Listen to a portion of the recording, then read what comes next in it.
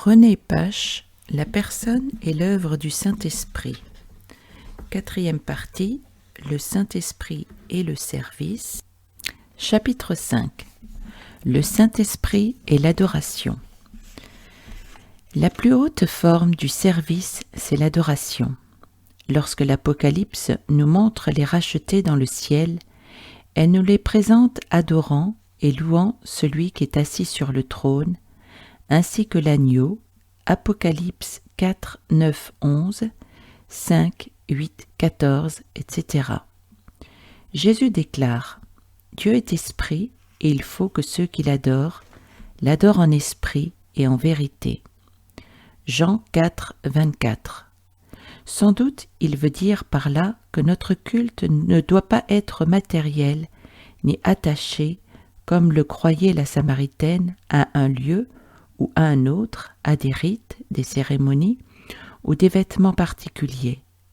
Mais ces paroles ont une signification plus profonde. L'homme est terrestre et charnel.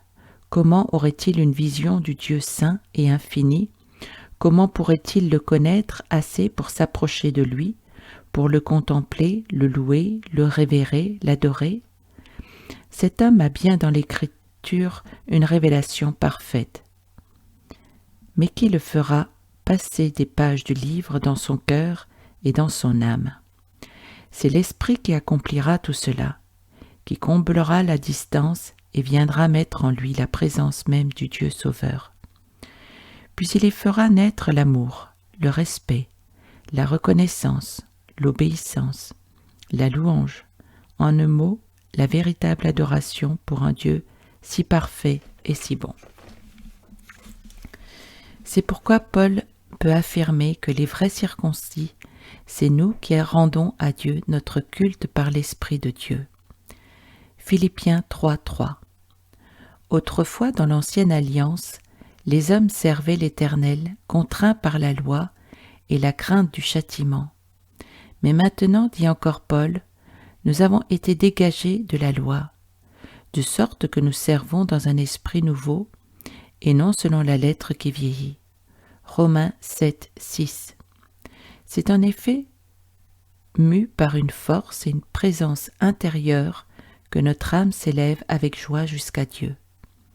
Quel privilège est le nôtre! Nous pouvons faire un autre rapprochement avec l'ancienne alliance. Dans le culte lévitique, l'huile symbolisait le Saint-Esprit. Les sacrificateurs étaient préparés au service de l'Éternel par l'onction et l'aspersion d'huile selon la parole de Dieu à Moïse.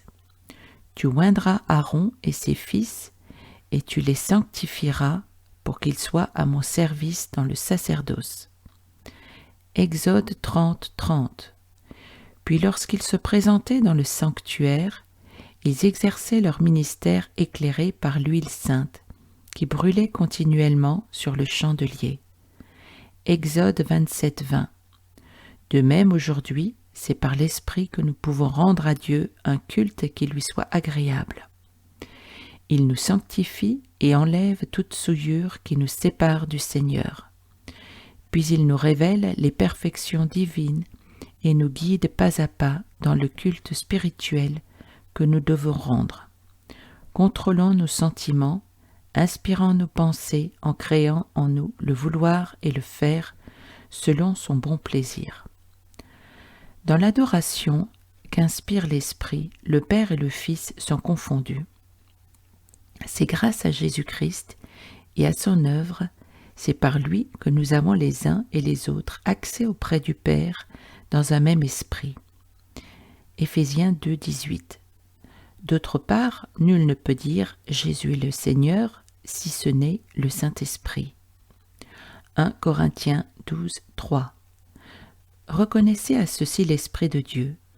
Tout esprit qui confesse Jésus-Christ venu en chair est de Dieu. 1 Jean 4, 2. Cela est naturel, puisque le rôle de l'Esprit est de glorifier Jésus et que le Père et le Fils sont un. Qu'en est-il de notre adoration? S'adresse-t-elle à un Dieu que nous avons façonné nous-mêmes ou à un Dieu de la Bible? Père, Fils et Saint-Esprit, et même si nous le connaissons, notre culte est-il encore charnel et égoïste ou purifié par l'Esprit?